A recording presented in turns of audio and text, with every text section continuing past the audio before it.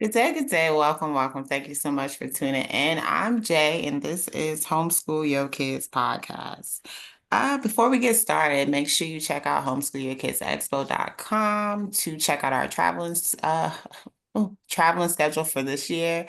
We have some great states on the schedule, so check it out. We're coming to a city near you. And also remember, homeschooling was never meant to be done alone. So please don't try to do it alone. It takes a village. So major shout out to a couple of our sponsors that are mission to ensure that you find your tribe. So major shout out to Classical Conversations, who provides not only support, but also curriculum. And major shout out to Base Camped. I want to change this lady's business so bad. But Basecamped, it's an awesome free app on it's wherever you download your apps at. But it's like a Zillow. It shows you different homeschoolers and families and tutors and like anything you're looking for, it kind of got you. So check them out and create you a profile. So yes, yes. But today we have with us Ashley. Ashley, introduce yourself. Hello, my name is Ashley Peak. I'm located currently in San Antonio, Texas. I have been homeschooling for the last I think almost 8 years, but I'll say seven for sure. I have three kids, 12, 8, and 4. And I'm also a podcaster. I have a podcast called Secular Homeschool Revolution. And I'm also a co-founder of this really dope homeschooling community called For the Culture. And we currently are planning to open a micro school August of 2025. We have a homeschooling community of over 220 families. And then we also host a weekly co-op. Oh, And yes. You are doing it. Oh, keep going, girl. And oh no. And I mean, I live in Texas, and so I think my, reasoning and motivation for homeschooling has changed and evolved. And I think there's a lot of people who can agree with me who never saw themselves as homeschooling parents. And things happen, and we always want to do what's in the best interest of our kids. And I'm one of those people where I don't go halfway, I go full throttle. And I know, and if you know me and personally, I can be a lot. And I love that I'm a lot. And I found some friends who helped me with, we work together for with the homeschooling community, and we all are like full throttle all the time. But really, the driving factor is we all want to do what's best for our kids. indeed, indeed. So how did you get on this journey? How did you Um, say, hey, homeschooling is well, for us? honestly, I worked in education, my husband worked in education, and I mean, I've never enjoyed school, so I always had that in my heart, and like I wanted to know why. And then when my oldest was in school, we found out that she was, in need of an IEP. So she was in a charter school, didn't have the resources to meet it. And I don't even know if it was the resources, but we received so much pushback. And I remember we had to sit in like a 6 hour IEP meeting. And that was probably the last meeting of five. I don't even remember at this point, but it was more than one, which is too much. And they wanted to see her doctor records because they didn't believe she needed this. And when they finally approved it, she still wasn't getting the resources. So we thought, let's move to like a small charter. I mean, a small public school, nothing, a neighborhood public school. And then we moved her to a private school, nothing. So I was like, no one's gonna service my baby. So let's figure this out. And she thrived. Educationally, she thrived. And so I was like, okay, we got a good groove. But she said I wanted more friends. And I thought weekly park days were going to be enough for her. And it wasn't. So she's like, I want to go back to school. So I let her go back. And she was like, I hate it. And I was like, okay, so where can we meet? And I enjoyed homeschooling. I enjoyed the relationship we built. Aw. I enjoyed seeing her in this other light. And I was like, okay, I enjoyed homeschooling with you. You enjoyed it, but there was this one part. And she's like, I need more friends. I need more all of these things. I was like, okay, I can do that. And so I started going out to more events and I started connecting with people. And luckily I found my co-founders. And that's how we took off with our organization by finding like-minded people who I think felt desperate to try to build community and try to continue this homeschooling journey so that their kids' cups can be filled like my kids' cups needed to be filled. Indeed. And it's like I talked to a lot of moms who didn't see or didn't have the community they needed, so they built it. And I love these conversations because it's like I know there's a listener that's like, oh, I can't find what I need in my area either. And it's like, okay, hon, if you can't find it, build it. And you know what? That's exactly what happened with us because we're like, I'm in a very conservative area and we're like, there's no one who's going to, align with us in that way. But ultimately, I think within 6 months, oh, we had a huge community. So it is that build it if you can come. And also, I also want to point out, and I don't know if this could be controversial, but I've made a TikTok about it one time where we see the posts like in these local and national groups where their kids are struggling to find friends. And what I found is sometimes parents struggle to put themselves out there in the way that we expect our kids to do it, but they're not going to see that unless we model it. And sometimes you're just not going to hit it off with a community the first time. And it may take 3 or 4 events. And also, it depends on the events, right? Because it's easier to connect at a park day than it is to go to like a science museum where everything's chaotic, everything's hands-on, you're on a tour, maybe a scavenger hunt, and then they're like, well, I didn't make friends. Well, that's a hard, it's fun, but it's hard to connect. So you might try initially going to more of the slower meetups so that you could get to know the parents, the kids could have more of an opportunity because they learn through play, they build community through play. I think the type of events you initially start going to makes a difference as well. Indeed, indeed. And there's a lot of those events, listed in the Facebook groups and whatnot. I'm a part of so many Facebook groups, it's crazy. It is. But you see all the different events and the meetups and the co-ops. But you were okay, so you were in education, and then when you started homeschooling, you had already resigned from education. Well, what role were you yes. playing in education? Well, yeah, I had to resign from education because one of them, I realized my daughter later was legally blind. So it just Oh became, man. and I didn't like my principal at the time. So I was like, you know what? And I played just different roles. I couldn't be a classroom teacher, so to speak, because of it. I worked for a really time restricting charter school. Like we needed to be there at 6 a.m. We would get scoffed at if we left by 5:30 p.m. Like, what do you mean you're leaving early? Six to And so five. me and my 6 husband both a.m. worked. to 5 p.m. Yes, That's crazy. it was That's intense. abuse. It very much was. And me and my husband worked for the same charter district. And so it Mm. just, with 2 kids at that time, it was just hard. So I had already knew I needed to start taking more steps back. And so I and so then when I was seeing she needed, more support, so then I became like a lurking mom, a PTA Mhm. mom. I was in everyone's business mom. And I don't think they enjoyed me, but I even when she went to the small charter, I connected with another mom and the PTA was running funny and we ended up closing down the PTA and because they didn't want me in their business.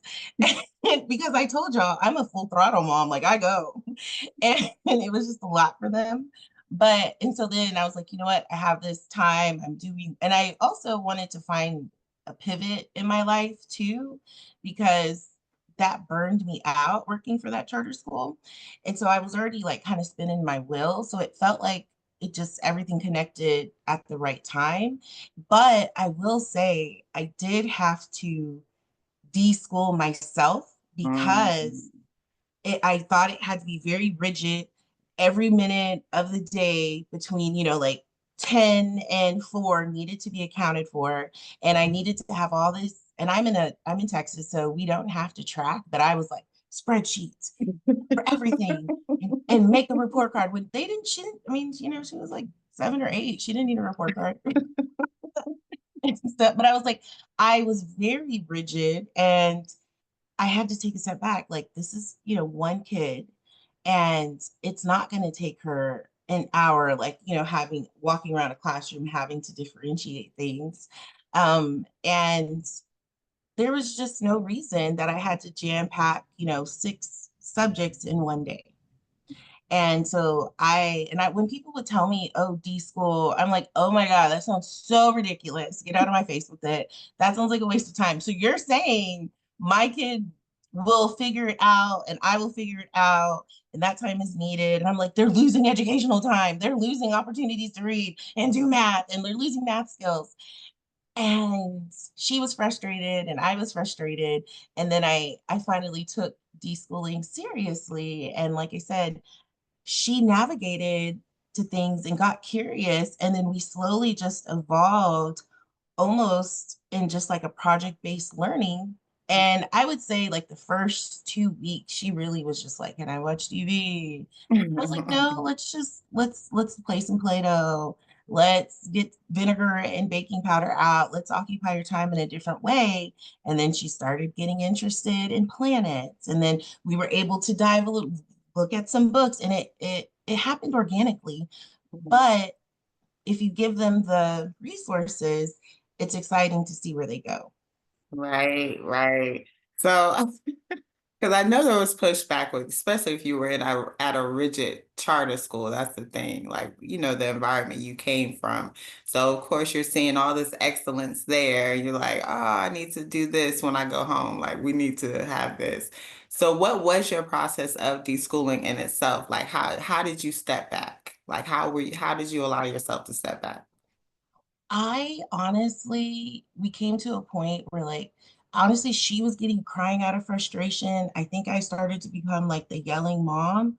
And I Mhm. told my husband, I said, this is not working. And I said, but I don't think it's not working because of like the education. I think it's not working because of me. And we can't live in our house with just this much animosity in it. And I said, so I have to regroup. And really, it was a lot of self-reflection and on my feelings because none of this was her fault. None of this, she didn't ask for any of this. And I thought I was a know-it-all. And that hurt my feelings that I had to look at myself and like what is in this situation is triggering for me. But really, I thought it needed to be um, you know, everything had to be perfect, everything had to be aligned, everything had to go as planned. And I see like especially like new homeschooling moms, and I commend them for being content creators so early in the game. And I'm like, I didn't know what I was doing until like year 3, really, because everything was like, and then when you add another kid into the mix, you're like, oh man, I thought I had it figured out. Absolutely not. You have to like regroup, right? And so I commend new content creators for just being that presence, but I see a lot of them are like, I have to have this plan and everything has to be organized and everything has to be laid out. And I think you can get lost in that sometimes. And it is great to be Indeed. prepared, but it seems like they're not flexible. There's some inflexibility. And I had to walk away from that and say, okay, here's like a scope of what needs to get done. And this is our end goal. Let's make joy the center of our learning and not this planned, organized lesson plan that I think that if we don't finish everything today, that the world's going to end. So I I had to take some deep breaths. I think I even got into like therapy at that time and had to just like deconstruct my mindset around education. And it's when I took accountability for my triggers and myself in the situation, it has been it's not been an easy journey, but it has made homeschooling a lot more enjoyable for everybody involved. Accountability, I love it because it is a lot, especially coming from a classroom or just a, just an educational setting in general, a traditional setting in general. It's a lot to decompress from and like, hey, okay, we are not there for a reason. Like we came home for a reason, not to do what they're doing there, but to do what works for us. Yes, and I also, so at that particular charter school, like they expected our kids to be at slant. And if we didn't have them at slant, which is, I forgot what the acronym stood for, but literally it was like sitting up straight, leading forward, oh, add attention, and I remember the T. And if we didn't have 100% of our kids sitting up in this way, it was like a deduction from our evaluation. Or if our kids were like in the hallways, so when I was with lower elementary, so if our kids weren't in bubble and wings, feet perfectly in a square, our deduction from our evaluation, or if we had Mhm. um just too much noise, deduction from evaluation. And I when I first got into it, I was like, wow, kids shouldn't be taught. This is definitely institutionalizing them. But then the longer I was there for 4 years, I drank the Kool-Aid and I was like, that, that, that, that.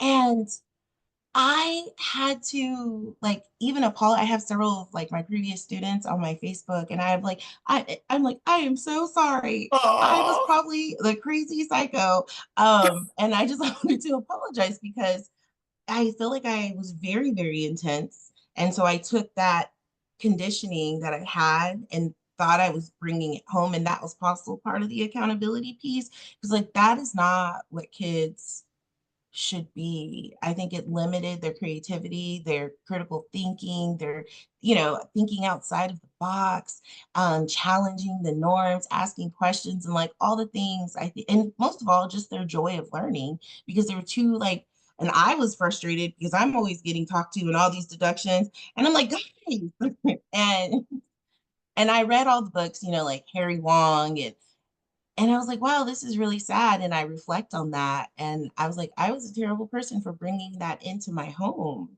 And so that also was like, it's okay if she stands up to do her work. It's okay if she wants to lay down to do her work. That's okay if she wants to go outside.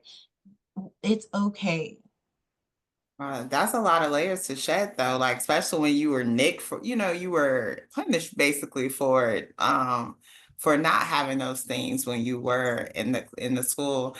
So that's a lot. That's a lot. I can imagine the pressure on those teachers. It kind of automatically turns y'all into drill sergeants. You have to be. And Yes. and so you don't get in trouble. Yes. And I'm like, ooh, I got to stare down. I know what that means. So I'm gonna get, and then I sit down at my desk, there's an email. So yeah, Oh my it was a gosh. lot. But I almost am thankful for it because it did give me a whole other perspective after I was able to release some of that in my own homeschooling journey and like be able to advocate for kids. And I'm a huge advocator now for deschooling. And it's funny because I met this mom a few weeks ago and she just retired military. And like you said, it's funny you said like the drill sergeant piece. And I was like, oh, I was like, you got to deconstruct that and but it was that same mindset like well we have to get this done and this before we can go to any enrichment activities and I was like no it's not. I was like I think she'll resent you. And so I don't know how effective that conversation was but I saw a little bit of I wasn't my parents were military I wasn't but I saw that like same very intense structure so I wish them well on their homeschooling journey but it's like Right. oh you gotta let a little bit of that go. Your kids are not gonna like you. No. They're not gonna like you. Are you using any kind of curriculum? Yeah, so that's that piece where when you have more kids, something's just not going to work for everyone. So we have, multiple pieces. So for my oldest, she's currently she's doing a writing program with my husband. So again, child led, she decided she wanted to write a book. So she's super heavy into mythology. So Mhm. Korean mythology, African mythology, Latin mythology, Greek mythology, Thor. And she's writing this book that includes BIPOC characters and like how they're making adventures through these different Greek mythology myths. Oh, that's And awesome. when she told me about it, I was like, okay, that's so great. And then she busted out, she's in chapter 8. So she's written close to 50 something pages and she hasn't broken down in chapters. So then my husband created like just we have to piece together writing programs, how to like edit and go through rundown sentences. But again, that's something she led herself to, and we're supporting her in her journey. And then for science, she is doing astrology with Science Mom. I don't know if anybody out there is familiar with Science Mom. I I believe in outsourcing because I have multiple kids and for my own peace of mind and all the other little things that Yeah. I do. And of all the science curriculums, especially because we are secular based, there aren't as many secular homeschooling science curriculums out there. And luckily, Science Mom, they're very fun, they're very engaging. I like how they lay out their platform for like the work as well as like the science experiments. And I know it's going well because she's like, Mom, and she's breaking down all the things. And then she asked my neighbor to use her telescope to look at all the stars. So that's Oh, going well. And then we switched over the second semester to CTC math. She was originally with a math teacher on OutSchool, but our schedule changed, and so she wasn't able to make him. And I will share, I forgot his name, but this guy, her classes were at 8 o'clock, and he was a ray of sunshine. He's like, let's get into equivalent fractions and da da da. And so she loved it, but the schedule didn't line. And so a friend of mine mentioned CTC math. Now, CTC math for me feels dry, but I like that the videos are only like 5 to 6 minutes long, and then they go into the practice. And so she hasn't complained, and I've had to support her very little with it. So I nice. like that. And then it gives you like the breakdown of how she does in like each unit, and it keeps their grades. So I'm like, well, if you're in the 90s, that means you're able to like digest like the seventh, eighth grade level math. And then for like language arts, and well, she's doing the writing, but with like language arts and history, we're using Torchlight. Mhm. And I like Torchlight because you can buy the units and they span over different grades. And you can ask like the different questions for different appropriate levels. So my 8-year-old, she's really good at, I guess, keeping up pace. Like she loves to learn, and my older kid will do just enough of work that she needs to get done. And she's like, Mom, I'm done. But my 8-year-old, she's like, keep going. And I almost feel like she's in competition with her 12-year-old sister. Of And course. so we're able to use like, yes. And she's like, I'm gonna read 2 chapter books if you read 1 chapter book. And I'm like, you're gonna burn yourself out. But and I've always just kind of lumped her in, especially with our homeschooling community. And she keeps up. So with Torchlight, we're doing one, I forgot the name of the unit, but it's basically on like the Renaissance and Shakespeare. And it goes from, I believe, fourth through eighth grade. And so Mhm. I use that for like the language arts and history. And then we've been dabbling with O Freedom. O Freedom, when I started it like a year and a half ago, I didn't realize it was a full 2-year curriculum. Mhm. And so that's why I say we'll like dabble it. Like once we finish a novel in Torchlight, then we'll kind of bring in some Oh Freedom just because it's such a long curriculum. And then for my 8-year-old, like I said, she does Torchlight and she's currently on Beast Academy, but she did ask when this year is like, we're going to finish at the end of April, if she could switch for next year to CTC math. But I think it's because her sister's on CTC math. And so I was like, oh, we'll see. But I really like Beast Academy and like the conceptualized math concepts, because again, it layers in that like critical thinking piece. And sometimes I get stuck too. And I'm like, how does this puzzle fit here? But we're talking about fractions. I don't understand, but it's a really good program. And then she also does Science Mom for chemistry. And she really likes she's able to break it down. And one of her goals that she made for herself was to learn the periodic table. And so it Oh, aligned perfectly. And they have a really great song where she's almost memorized it for the periodic table. oh, nice. Yeah, and they do like YouTube videos for like art. Okay, cool, cool. And then the younger, because you have one more, and My 4-year-old, yes. he's 4, so I don't necessarily believe they need a full curriculum. But I will say he has come to me. He was like, Mom, I want to read. I want to read. Aw, And so I've started the intro to teach your kid to read in 100 lessons. And so far, so good. Like he said that last semester, like in the fall. And I introduced it, but then he clearly was not interested. He was just saying it. So I continued to like read and let him tell me what the pictures look, the story and the pictures. But now, since around January, he kept saying he wanted to read.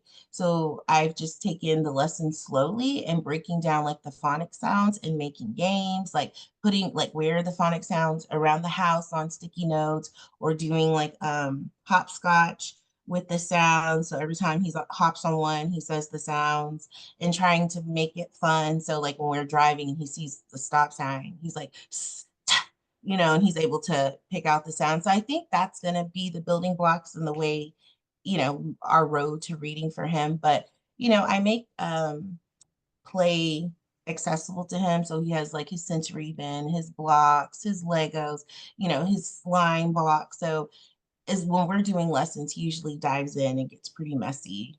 nice. Yeah, she said, Mom, I see them with books. I want books. Like, Yeah. hey, put me in. I'm Mhm. ready. Nice. Okay, so y'all have y'all flow. Y'all have created, something that works for your family, and I Yes. love that. It sounds like everyone is satisfied over there.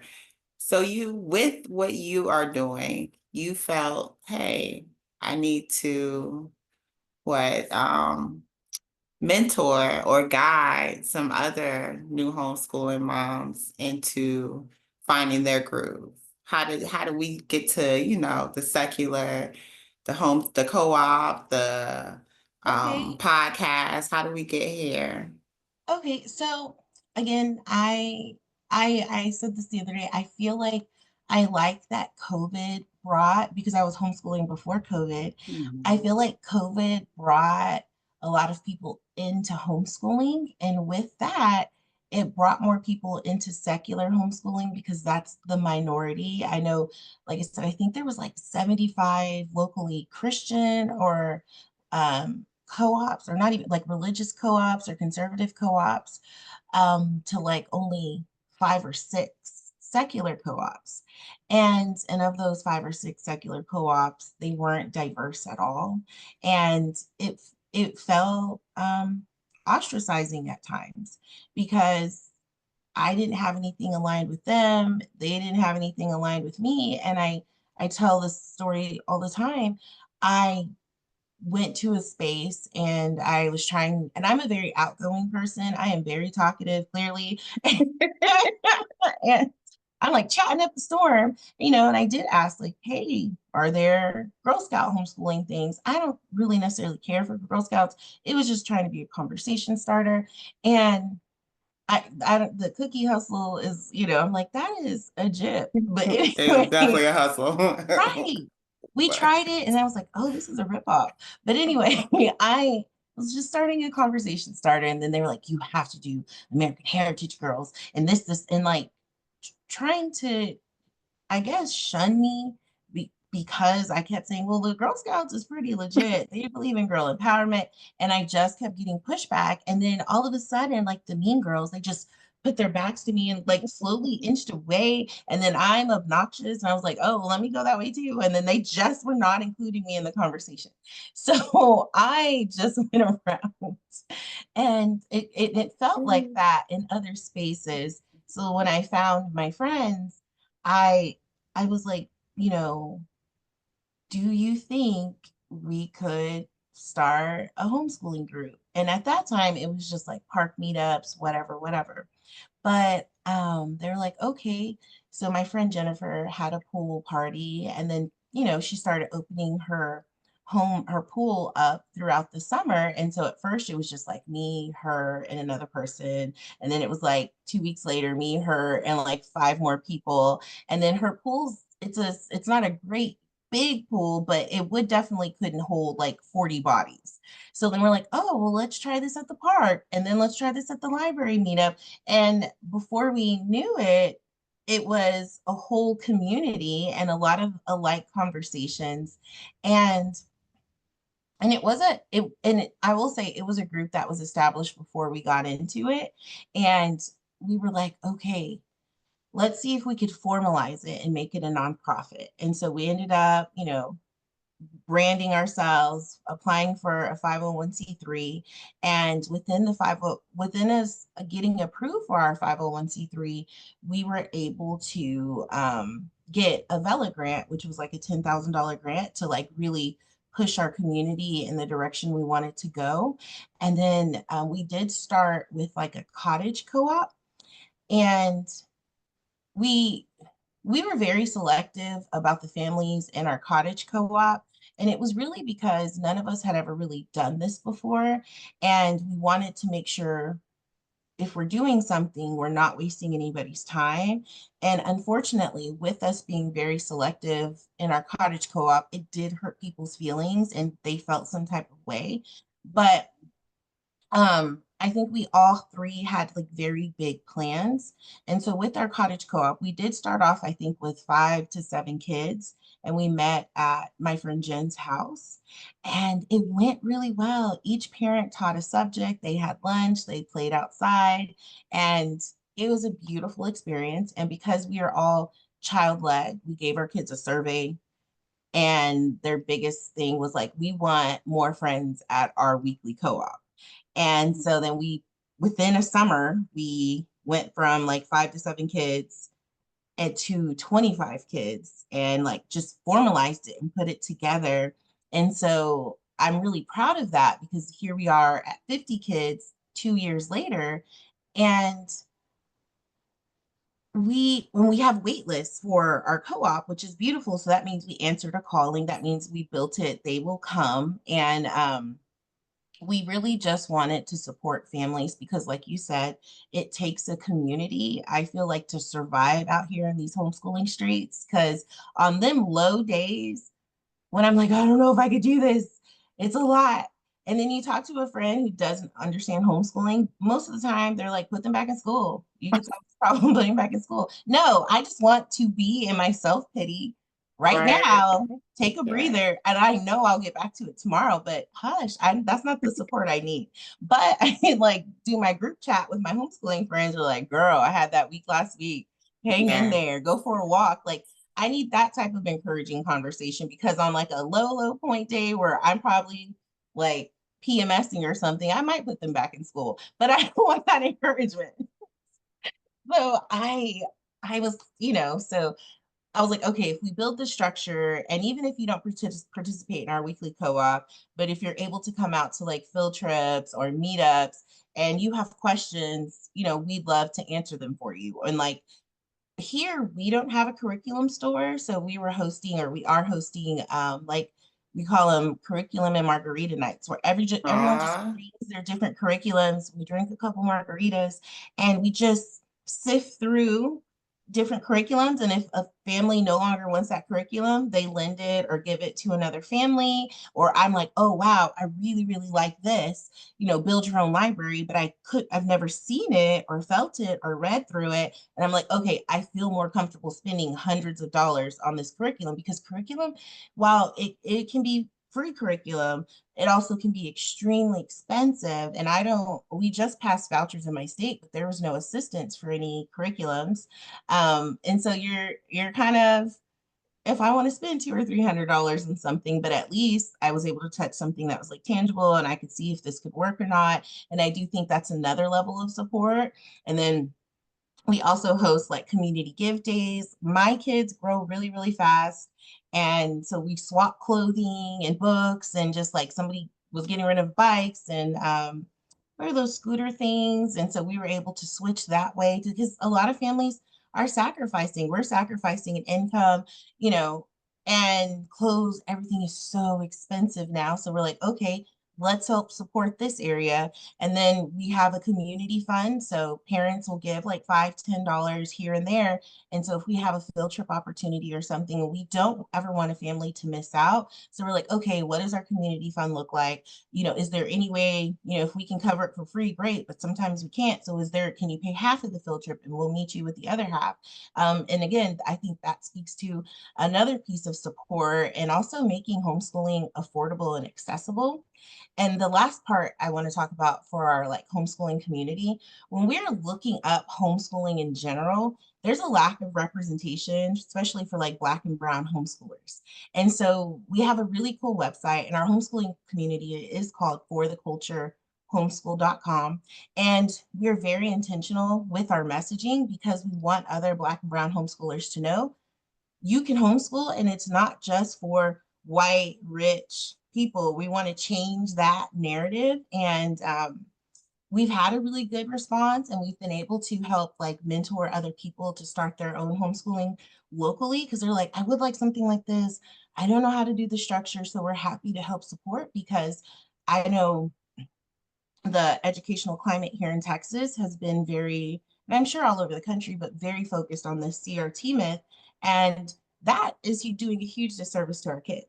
And so we're like, okay, let's counter that by creating our own community so our kids can thrive and see themselves in a positive light and not be ignored. Um, and so that kind of evolved into my podcast called Secular Homeschool Revolution. And I just talk about my experience because I'm biracial. I'm Black and Mexican, but I identify as a Black woman, and my experience as a non-religious homeschooler and my point of view from that. And I firmly believe in decolonizing history. I break down, and what I like to do from history is I like to give the like European point of view and look at the impacts and the stories of like the indigenous and the Black people. And, if we're talking about like what did the Great Migration meant this for them, but for us, and like include those voices and stories. And that also is very intentional in our messaging with our co-op. So, like for our co-op, our kids took Texas history from an indigenous perspective. They took fascism in America. They took the history of the N-word, and the allies that were in the space had to develop a rebuttal of if they could, or not developer, but a point of view and debate if they could or couldn't say it. Look, nobody said they could say it, but understanding the impact of the word. And we took Anti-Racist Kitchen and took these gentrified meals and brought it back to its ancestry. And our kids, like for corn tortillas, they got to break down the dehydrated corn, roll it out. And so I really believe that like my podcast, our homeschooling community are very much in line to like my family's values, which I think supports, our homeschooling journey. And luckily it has supported and aligned with a lot of families locally. Indeed, girl, message. Like, whew, you gonna said a mouthful. Can I get you to break down secular for us? Okay, so this I did not grow up in a religious household, and I didn't understand how triggering the word secular could be for families. So for me, secular just means I am not including religion in my home education. So, even with science, I'm not supporting creationism in our science. And we don't pray, and I don't use Christian curriculums. I specifically seek out resources that are not tied to education, period. I gotcha. Yes, because secular wasn't a term. I think I was about 2 years into homeschooling. I was like, what is this secular business? Like, what does this even mean? I Um, I think it has to be a calling card because, like I said, I didn't understand homeschooling initially, and I didn't know there was like very secular, very Christian, and I started looking at things, and I'm like, oh, well, this doesn't align with me, or oh, this isn't something I would like my kids to be introduced to.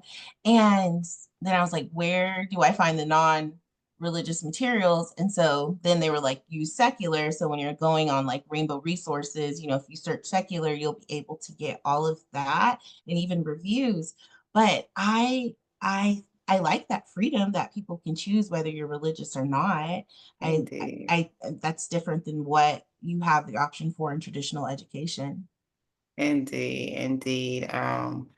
Yeah, I'm all for who doing what works for you. Like, Agreed. I didn't know it was a big deal. I didn't know, segregated. Like everybody was like, "Oh, you either It on is this side or very this side." segregated. It really is. It really is. Because like I said, it was 2 years in when before I even came across secular. I was just like, "Oh, I thought we was just out here free." But Me okay. too. But it was a rude Okay. awakening. And so I want to tell people that before they get in, so it's not like they're not as naive as we were, and say, look, you kind of have to put your fork in the ground sometimes, especially when building community with people. Because when I started homeschooling, I went to my first homeschool meetup, community meetup. That wasn't with us because we hadn't started, but it was like through Trump's first like 2016 election. And I was like, oh wow, I'm mad uncomfortable because I'm seeing rebel flag. I'm seeing like rebel flag tattoos and, you know, Trump, all this other stuff. And I was like, oh, this personally doesn't align with my family. And I definitely don't feel safe with my kids around y'all. And so that's when it really became like, oh, this is where we're at in homeschooling. And then also for us being a secular homeschooling co-op, it was extremely difficult for us to find a location. And you would think traditionally schools are the best location, or not schools, churches, because, you know, Sunday schools or Christian schools, and they're no longer being occupied. But we got some of the ugliest messaging sometimes from some of these churches, or we're secular, diverse, and inclusive. So we are queer affirming as well. And they're like, well, why would you do that? What does that mean? And they're like, I saw, and like they would, you clearly could tell they took time to like comb through it because they are using words like, what do you mean you're black, brown, and affirming? You're black and brown affirming. That's what it says. You know what that means.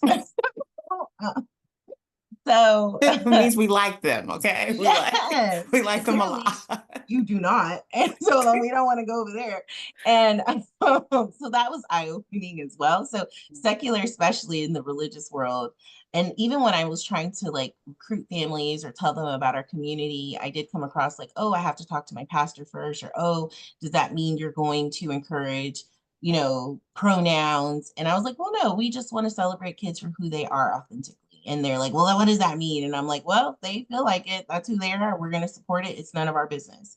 And it was a lot of question. They're like, why, you know, why would you want to, you know, have kids who are queer in your community? Because it's none of our business. We're supporting them for who they are, and we think no matter what, they should be loved. So again, it was just it's I think our whole message sometimes can trigger people, but I like it. I do like to take up space and ruffle some feathers. And Right. so yeah, I'm really proud of the work. And with Secular Homeschool Revolution, my podcast, I talk about you know, even what allies look like. Sometimes allies are super harmful. And I do think that you want to, they allies usually want to say, I want to be in diverse spaces, but like Black and brown kids, you're there to support them, but not necessarily tokenize them. And so, like your words or your actions, or even like classes you're introducing, you need to be mindful of the community. And also be receptive of like, hey, this was harmful, or hey, this was that.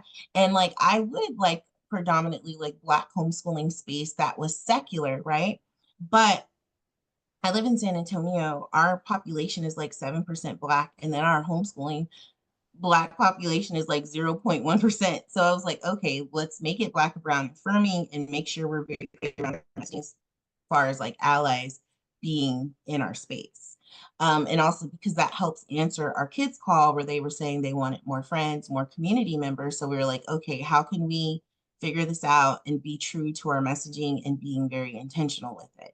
And so we've had to have some difficult conversations around it. And some people have been, you know, asked to leave because of them not being there with an open mind and an open heart to listen. Like, you're not touching, a kid's hair. Like you still have to ask. You still have to do your own research. We don't necessarily have to do the heavy lifting for you because if you're coming into the space, you should be doing the work. And just because you read one anti-racist book does not make you anti-racist. So you have to keep going on the journey and educating yourself.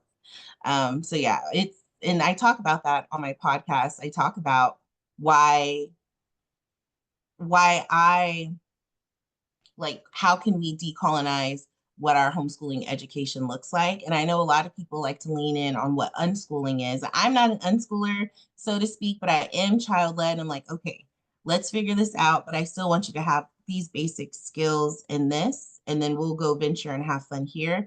I think I teeter along those lines. So I'm an eclectic homeschooler. I don't know. What are y'all's homeschooling styles? I call us freestylers. We just free Freestyle. out here because it all depends on the day for real. But It for the most does. part, it's child led, of course. So my children definitely always are you making me do something? Like they'll be like, wait, I don't have a choice here. Like, all my What? trigger words. Yes, I don't have a choice. Like they're really big on that. Are you telling me this is what I have to do? So yeah, we're freestylers, but I always say we're all like, as far as the organization goes, the expos go, we're all inclusive. I'm really for people just being happy. Like I'm Yeah. really just what is your happy? Let's hone in on that. Do that. What works for your family? Really big on that. So I always like to have these conversations, but I'm so glad you have pointed out so much. And then with you being in Texas, I said Texas got some of the biggest crosses I've ever seen in America. When you're riding It is. It's like we're at the tail end of the Bible Belt. I know. It is. It does take, I think, a level of like boldness. Oh, well, so I will say, so our homeschooling group, we are in San Antonio. So Day of the Dead, Dia de los Muertos is huge here. through. And we entered downtown, there's a huge festival. And I mean, it was like 150, 200,000 people that go every year. And you have to do altars. So, altars is like where you celebrate the dead and leave offerings for them to come visit you. And we entered and we won People's Choice. We had like over, I think, 50,000 people vote for us. Oh, And so it was wow. a rotating altar that was, I believe, 12 feet high. And our kids were able to like make altar boxes and it rotated. And we had this big, beautiful sugar skull. And the theme of it was social justice. And Mm. so while we won People's Choice Award, we definitely offended people. And because they're like, all lives matter, blue lives matter. And I'm like, we don't hear all that noise. This is what we did. And and the news came and gave us like a 5 minute expo. And then they came and like filmed our kids as well for a different segment building on it. And so people like sent some emails, left some spicy comments. And I was like, that means we're doing something right, taking Right. up space. And so it was either like be who we are or do we shrink? And we decided to be who we are. Nice. And that's what I was going to ask you. What does the revolutionize mean for you? Like, what does that entail for you? Again, I think it aligns with the work I'm doing with the co-op and my podcast is to change the conversation around Mhm. homeschooling, right? We don't have to fit in a box of what it traditionally was. Like I think the stereotype around homeschooling is again that it's white, it's for fundy, fundamentalist, it's super conservative, but no, you can be black, you can be loud, you can overtake education and center yourself in it. And you also can share the stories of other marginalized people in the community. And I don't want to apologize for that. And even just like all of the brick roads we've hit about finding a space or having to explain who we are, I'm not backing down. And so, and also here in Texas, they did pass a law where they're going to include Bible infused education. And it's a poor situation because the governor is withholding funds from districts Mhm. ultimately until they agree to adopt this. And then if they adopt this curriculum, because the boards have to, vote on it in the districts, then they'll include the money that their shortcomings are, but they have to take this curriculum. And Mm. so that no longer, gives, especially our kids, it gives us an even limited education than it was before. And so you can pass these laws and you can do these policies, but you cannot stop the education I'm giving my kids. So that's what's Mm. revolutionary, because we're having to work against the system currently. Oh, yes, ma'am. Oh, I love this. Thank you. You know, you set out in this conversation, you never really know what direction it's gonna go, but it's always like exactly where it needed to go. So I always appreciate it. I have two more things for you. Okay. How do you self-care with all that you do with the homeschooling, the revolutionizing, the co-oping? How do you take care of you and make sure that you're still, your best? I'm in therapy. I really enjoy therapy, and my therapist is hilarious because she's like, "Where's that accountability there?" I'm like, "What? I don't need accountability." And so I was like, Miss, and she's very direct with me. And so I've gotten into, therapy, and then I do journaling. And I also am really good at just having a night out, either with my husband or with my friends, or I take myself out. And even if I'm at Barnes and Nobles and like sitting there quietly with a book, I know what that feeling was, especially through COVID. And during COVID, I was pregnant and I had like a toddler and I had a big kid, and not being able to leave the house. And I was like, I never want my freedom to be limited like that again. And that kind of can look like that when you're in the house or homeschooling all day and you see your kids. And like my husband, he travels a lot for work. So especially when I know he's about to leave, I'm like, oh, let me go out. I need to be on the town. I need to go. And I like to go You need to dancing. be in these streets, huh? Yes. And it feels so good. And I like a little Yeah. brunch and I like a little happy hour too. So I'm just, I'm like, if my husband's in town, I'm like, ooh, be my personal Uber. So, yeah. So I really just I have to schedule it in because time can go. And you're like, wait, I forgot about myself. And I never want to forget about myself because I Yes. do believe the work that I'm doing for my family is important. And if I'm burned out, I'm no good for anybody else. Yes, ma'am. Thank you for that. Yes, yes. Priority, not an Yes, option. right. Self-care, yes.